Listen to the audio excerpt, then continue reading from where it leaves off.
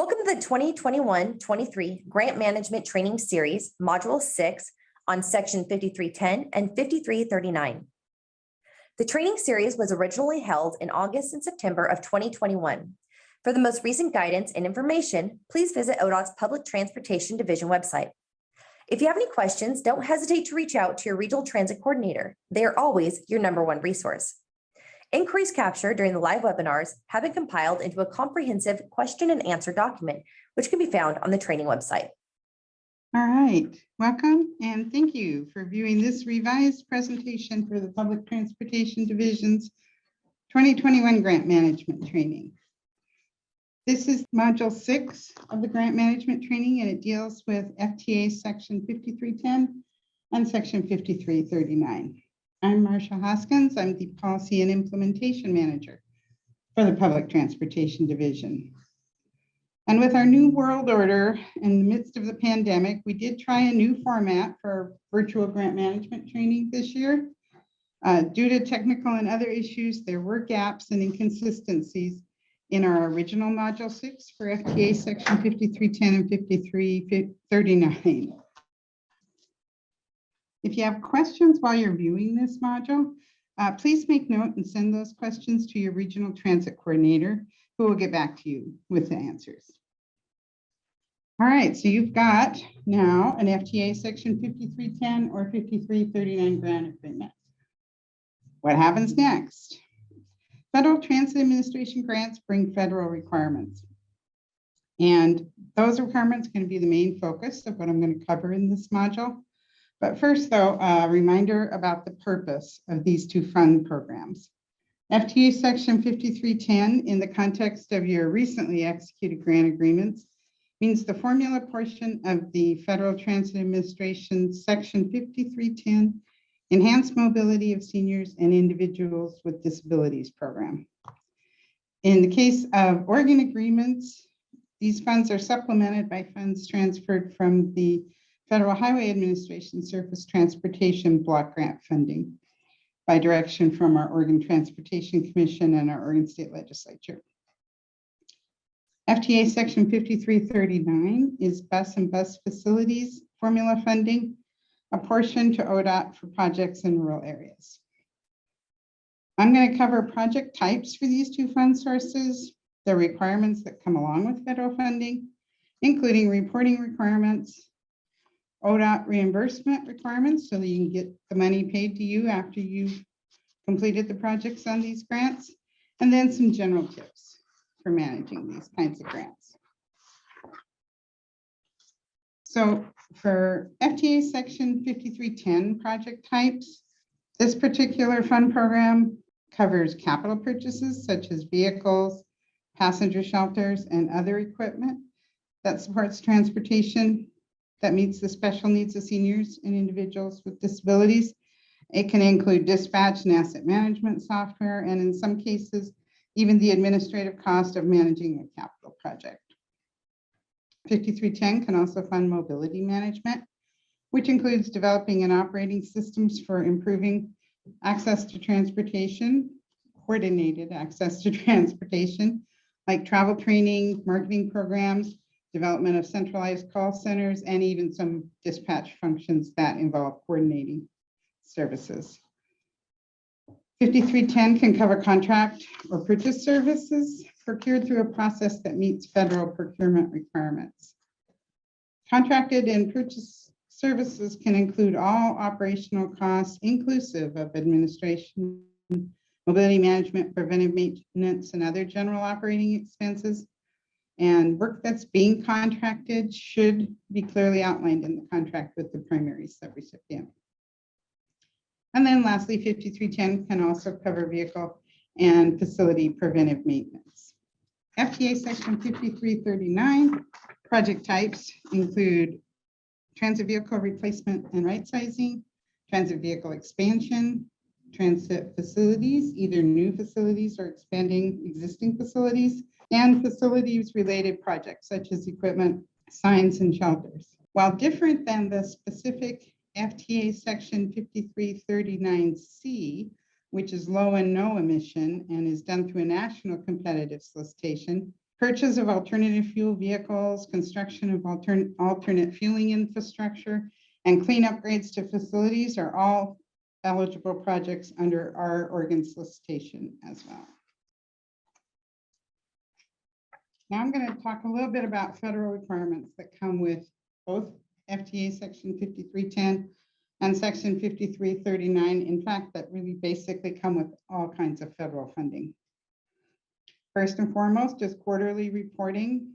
This is required for all grant recipients, including ODOT. We do our own reporting to the FTA, and it can include, and sometimes does include, special reporting like civil rights, transit asset management, National Transit Database, and drug and alcohol information reporting. Federal agreements require federal civil rights requirements. And so all recipients of FTA money must comply with civil rights laws and executive orders that prevent discrimination for any program that receives federal money. The main civil rights programs that ODOT provides oversight and assistance for are Disadvantaged Business Enterprises, or DBE, Title VI of the Civil Rights Act that deals with non-discrimination, and the Americans with Disabilities Act, also known as ADA. Most ADA issues are service related, and they're generally handled on a case-by-case basis, but ADA type policies and programs are also required. All recipients of FTA funds have responsibility under these programs. So being a recipient of any of these funds requires compliance with civil rights regulation and rule. It does require reporting, but just be aware it's beyond a bureaucratic exercise. It's about doing the right thing. For transit providers, compliance is usually reporting on good work that you already do. Civil rights and the Americans with Disabilities Act requirements are actually core and integral to the transit service that we all provide. As well as Title VI, there's also requirements for limited English proficiency procedures, public participation requirements, and there's technical support available for all of this from our Office of Civil Rights, where we have an intermodal civil rights manager, Carol Cottingham, who I believe also did a module that you all could view if needed. Just a last note for those who are receiving federal funds, if you are operating fixed route transit service with those funds, you are required to have ADA paratransit service that goes along with that fixed route. And you are also required to have ADA accessible vehicles and stops. Next, I'm going to talk a little bit about match requirements. So for federal programs, local funds, in-kind contributions, obviously sometimes state public transportation funds, all of these can be used as match. Program income as match, however, carries a little bit more of a restriction. Our compliance reviews and FTA single audits both will monitor program income documentation and also sometimes in-kind documentation. So for those of you that are trying to use in-kind or program income for match, I recommend you use the program circulars for guidance.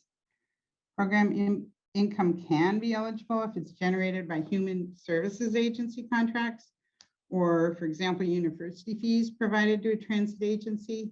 For agencies that are receiving FTA Section 5311, and in this case, FTA Section 5339, program income cannot be used as match in the same grant award period as it's earned. So you have to hold it for match in a future award, spend it on transit as an actual expense or revenue to cover expense instead of using it as match, or deduct the revenue from total cost then in reimbursement requests. Agencies receiving only 5310 can use program income as match in the same grant award as it's earned. Federal agreements also require that you adhere to federal procurement requirements. So federal procurement requirements are, you have to follow those for capital or for any contracted services, including planning projects, anything basically where you're hiring a contractor to do the service for you. Other federal requirements. There are federal requirements that a recipient of federal funds has to follow for their assets, their capital assets. You have to do transit asset management reporting, and you have to have an adopted, or at least be a member of a group, transit asset management plan. You have to maintain an asset inventory. There are titling and insurance requirements for transit vehicles. And then there's restrictive covenants that are required on land purchases.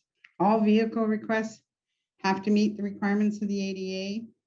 Agencies wishing to purchase non-accessible vehicles have to sign a certification of equivalency that assures us that you've got the ability to meet ADA requirements outside of this particular non-ADA vehicle. There's requirements for disposing of capital equipment. If the equipment was less than $5,000, you can retain, sell it, or dispose of it with no obligation to reimburse the FTA, but records of the action have to be maintained. And if it's more than $5,000 per piece of equipment or asset, you can retain or sell it, but FTA is entitled to an amount calculated by multiplying the current market value and proceeds from the sale by FTA's percentage of participation in the original cost of the purchase. Particularly for vehicles that have not yet met useful life, it's a good piece to keep in mind that you very well may owe some of that money back to the FTA.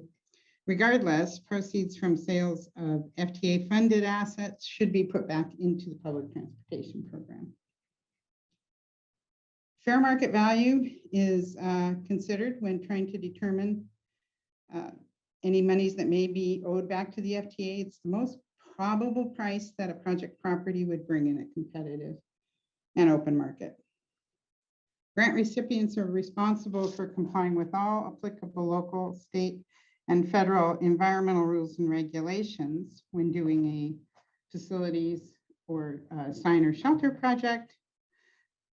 Recipients are responsible for managing any environmental review procedures required to fulfill the project scope. And federally funded projects have to comply with the National Environmental Policy Act and rules that have been adopted by FTA to comply with NEPA. FTA regulations require different levels of analysis and documentation based on project type and environmental impact. And so it's most likely one that you're going to need some assistance with. Transit coordinators as well as central staff are all available to help you with that.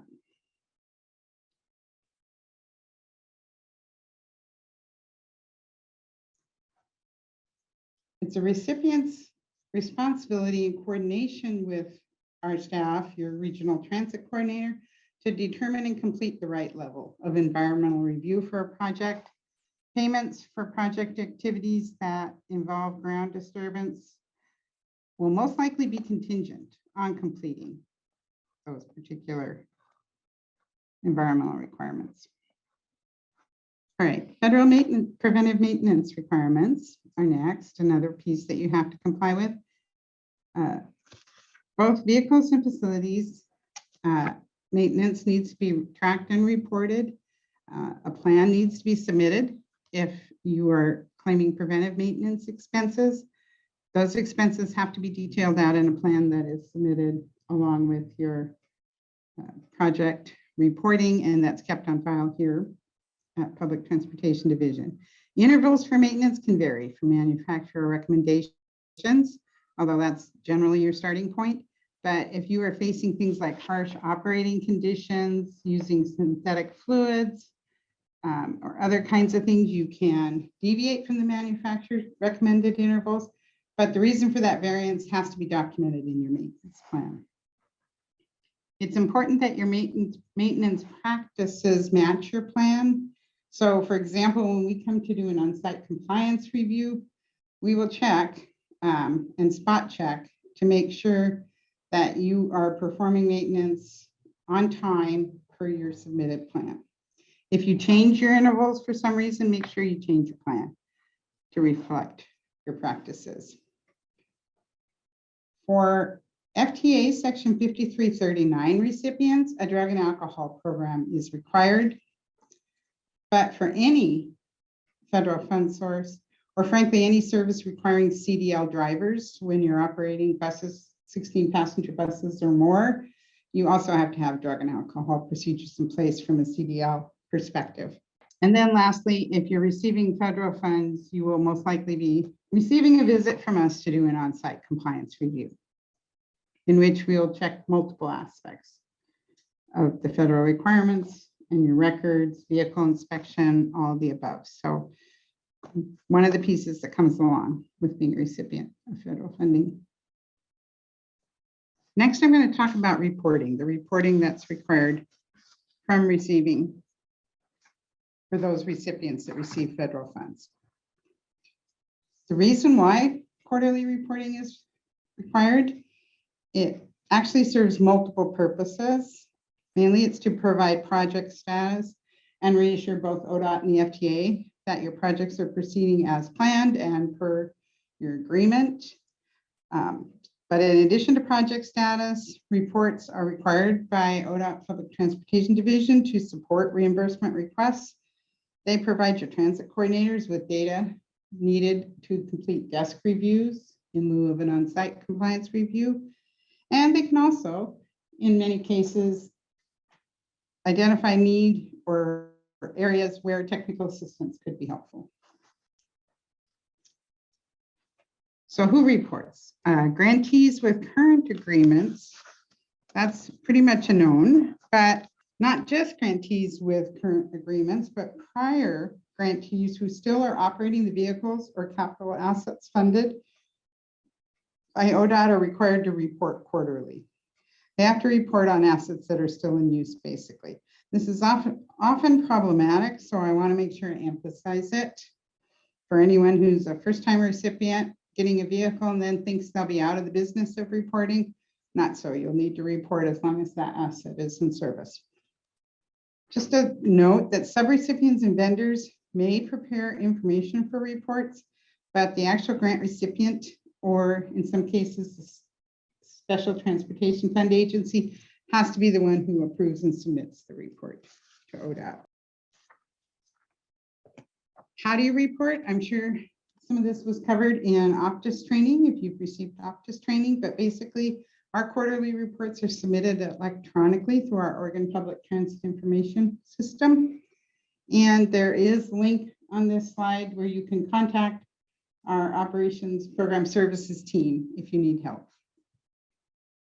It's actually a system that's accessed through our PTD website. You do have to be set up in the system to enter items for your agency. So it often is a good idea to go in and take a look at who's listed in Optus for your particular agency. Frequently, you'll find names of individuals who no longer work there, and it's good practice to review it annually. This is the slide with general timelines for when quarterly reports are due. We also have timeline posted on our website, but it just gives you an idea of when you will be required to report. So for example, Q1, which for most of our agreements consists of July, August, and September, those reports are due November 15th. Second quarter, October, November, December, information for that quarter is due February 15th, and so on. Good piece to keep on your calendar so that you're not late, because we will not process your reimbursement unless you're up to date on your quarterly reports. Most quarterly reporting, at least for the federal funds, is done through an agency periodic report, also known as the APR. This is done at the agency level, and in addition to information about your spending and the status and progress on your project, it can include information on volunteer and non-cash resources, asset management information, accident reporting, and civil rights kinds of information.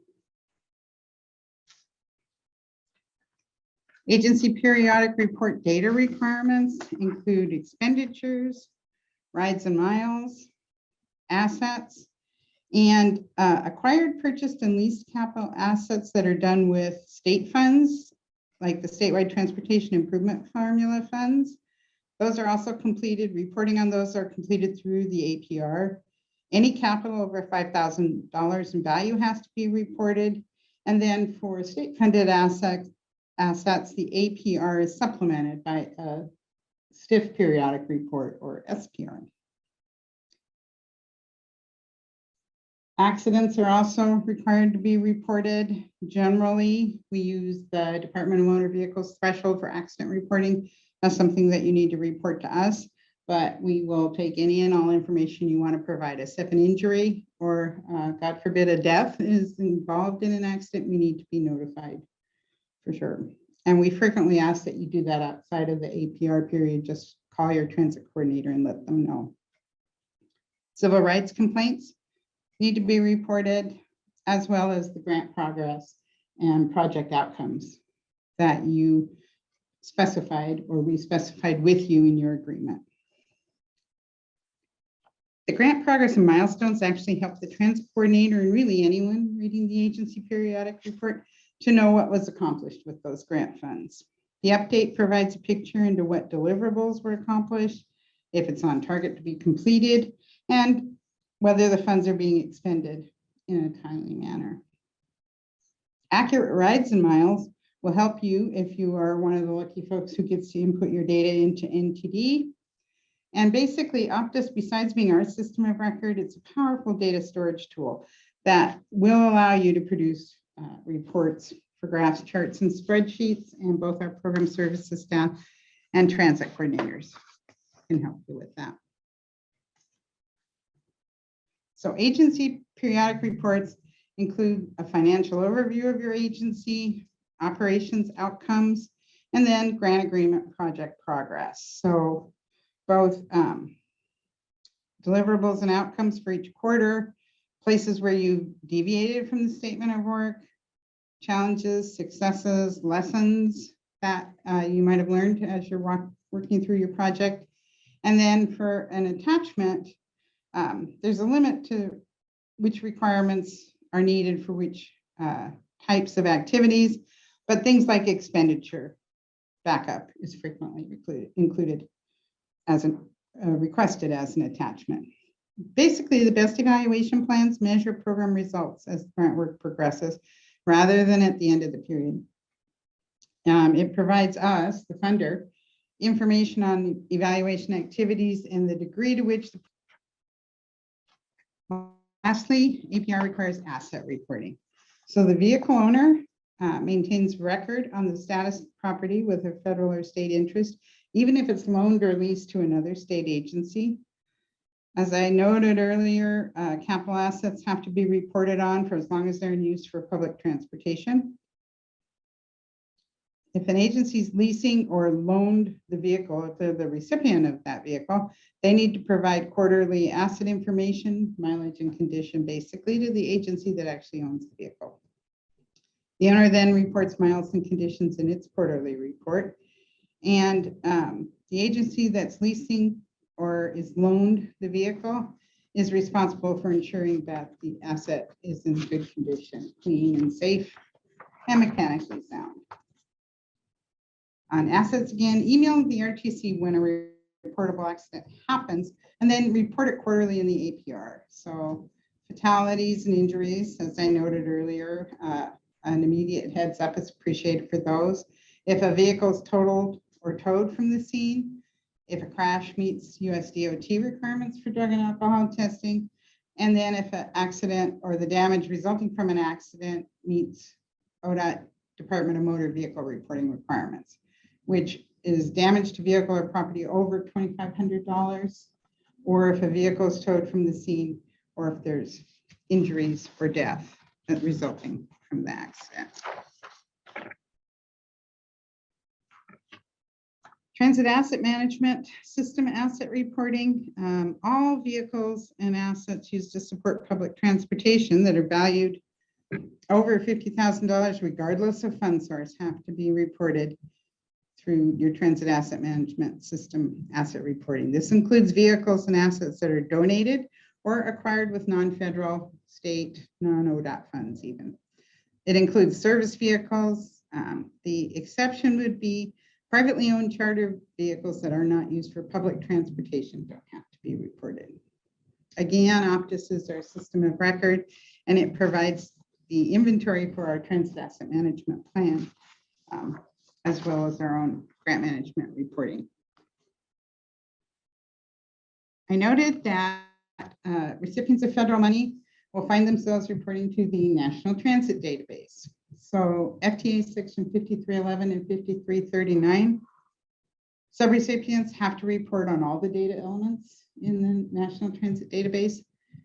FTA Section 5310, subrecipients only report asset data.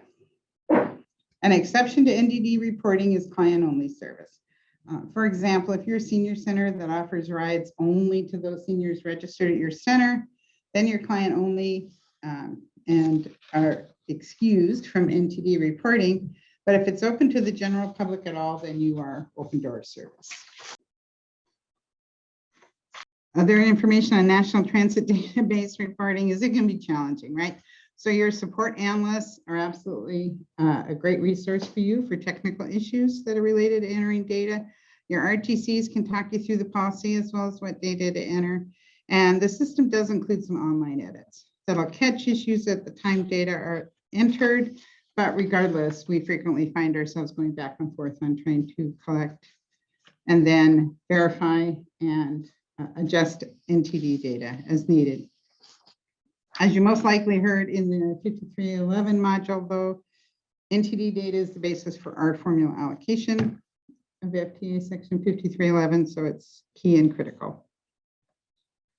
I noted that 5311 and 5339 recipients are also required to report Drug and Alcohol Management Information System, or DAMIS, data. This annual reporting is done based on the calendar year, usually in mid-January. It's a condition of the grant agreement. All the reporting is done online. So mid-January, you will generally receive a list of username and passwords for yourself and your contractors, because it does cover third-party contractors.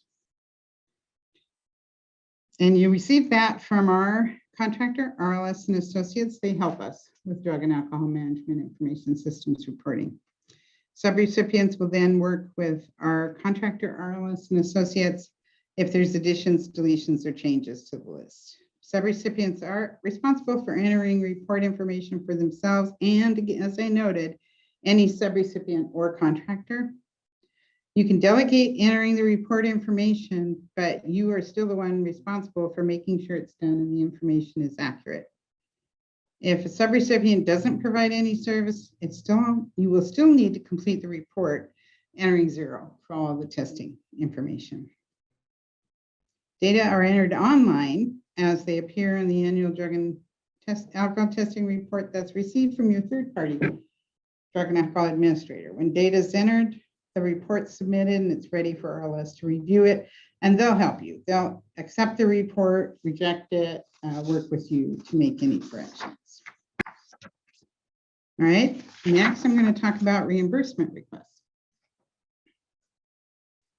So a reimbursement request, which is done through the Optus system, it's your mechanism for receiving your grant funds that will cover the expenditures that you were awarded in a grant agreement. Requests for reimbursement for kind of differ. The information required differs depending on project type. For example, reimbursements for operations and purchase service expenditures have to include a breakdown of expenses. That information is actually entered into the Optus reimbursement request. We have an old form that's noted here, an optional budget detail worksheet that your RTC can connect you with, that some recipients find helpful when trying to enter and track their operations and purchase service types of expenditures. Just a note that when final reimbursements against any given grant agreement, they're due 60 days after the grant expires. There's no exceptions to that. Basically, we don't have a legal instrument after 60 days post expiration date. So we can't reimburse if you submit your final reimbursement late. Just a second note that I'll add at this point is that operating grants are generally not extended for time. So if you aren't able to spend all your operating forms and or you're late on your final reimbursement, extending or amending an operating agreement for time is not an option. Reimbursement request for capitalized vehicle maintenance or preventive maintenance. It has to be consistent with your submitted preventive maintenance plan, and it has to include documentation of the expenses. We have a preventive maintenance capital expense invoice attachment form, or you can use your own form as long as it contains all the required information, or you can submit receipts, but that gets pretty lengthy for large preventive maintenance reimbursements. Just a reminder that expenses for accident repair are not considered preventive maintenance, and generally they're covered by insurance. The same is true with warranty items. That's not considered preventive maintenance, and that should be covered by your vehicle or equipment warranty. Costs incurred for expenses of buses are allowed. They're allowable charge to capital projects. It's considered a necessary task under the Project Administration Code of your grant budget. Grant funded capital purchases reimbursement requests, those can be processed early. They don't necessarily depend on a current APR because we recognize vehicle and other capital purchases are big items, big ticket items that present a large expense burden to the recipient. So you can request reimbursement as soon as an item is put into service, and your transit coordinator can process that reimbursement request for a capital purchase before quarterly reports are in and submitted. And just a kind of an additional reminder, don't order your vehicle later than June or July of the second year of your biennium, or you risk them not getting delivered and ready for service before the grant ends. Buses take 6 to 24 months to build, so don't wait. Get the documents ready to send out as soon as you can to make sure your vehicles arrive before the end of grant funding.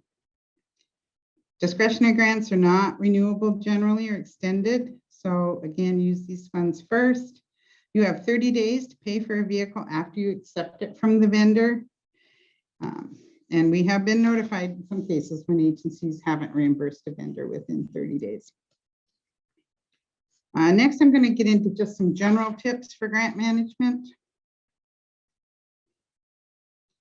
So just a couple of general tips. Submit all sub-agreements that you have when you receive a grant and then you procure contractors or pass funds through to another agency. You should have an agreement with your subrecipient. Please submit all those sub-agreements to your transit coordinator for review.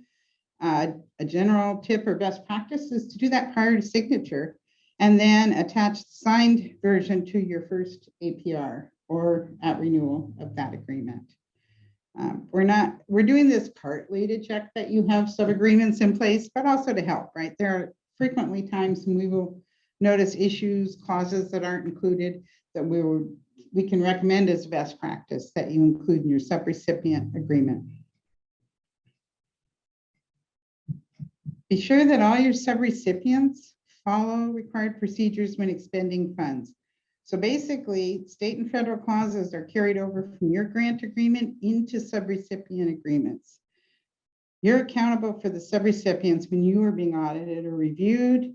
So be sure and hold your subrecipients to the same required standards that you're held to, and that they are not expending money in a manner that's out of bounds of the required procedure. All right, just the last note, that discretionary agreements will not be extended. During the 2020-21 timeframe, due to COVID impacts, we did amend and extend discretionary agreements, recognizing that the pandemic and restrictions prevented many agencies from completing their discretionary projects. But with the 21-23 biennium and normalcy, at least as it looks like it today, we're returning to our general policy that discretionary agreements will not be amended for time or for scope. Other general tips, mark expenditures and due dates on your calendar so that you're aware of when your reports are due, when agreements are going to expire, when you need to make sure you're on track for spending per your budget. Ensure that your records maintenance is established for grant-funded projects, and then review your budgets and prepare for tracking. If you have a budget revision that needs to be made, notify your transit coordinator as soon as you know the change is needed. Best practice time is 45 days before you need the revision in place or you expect the budget deviation to happen. The more time you give a transit coordinator, the better, to ensure you get the needed amendments in place. And I really want to emphasize the importance of ordering vehicles early and how or getting the categorical exclusion documents done early. It can take a long time, particularly right now when we're experiencing supply delays, to get vehicles that are ordered delivered. And the categorical exclusion environmental process can also take longer than you would expect with FTA and other agencies experiencing staffing shortages. Again, supply delays are not just impacting vehicles, they're impacting all kinds of procurements. So earlier is better. I would also note that your grant agreements include a clause that you can only be reimbursed for funds if ODOT has received the federal funds from the FTA. So generally, we recommend for operating projects that you distribute your costs evenly over the period and don't get your agreement July 1 and then in October request 6 months or a year's worth of expenditures. Make sure that you spread your expenditures evenly over the period of the grant, because otherwise you risk submitting for reimbursement, but if we don't have the federal funds, we can't make that payment. Request amendments properly. Again, as I referenced on the previous slide, it's important to get any amendments to agreements to us 45 days or more before the end of the grant period in particular, but really before you need them in place. But absolutely, when we're coming to the end of a biennium or the end of a grant period, we ask that you let us know at least 45 days in advance if you need to amend the grant. Note that capitalized vehicle maintenance has more restrictions. If you're funding vehicle maintenance as an operating expense, or even through a purchase service arrangement, not necessarily as many restrictions, but if you're claiming a capital match rate as preventive maintenance, it's got more restrictions on it. Ensure that your subrecipients carry liability insurance on state and federally funded vehicles. Those insurance requirements have to be passed along. ODOT has to be listed as other insured on the declaration page for your insurance policy. Same is the case for a subrecipient.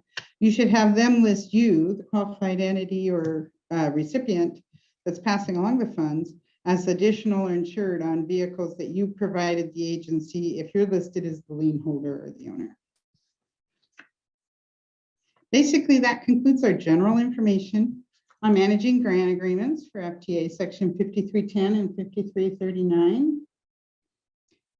I would recommend everyone sign up for GovDelivery on training opportunities, grant solicitation materials, plan updates, transit and asset management information, and more. So on our ODOT Get Involved page, you can sign up for alerts and you can actually enter your email and what kinds of alerts you want to be included on. And then lastly, if you've got questions, contact your transit coordinator.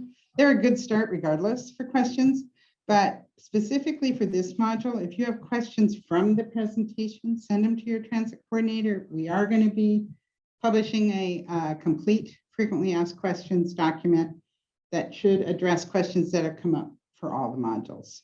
Thank you. And again, our apologies for having to issue a revision on this particular module. We appreciate you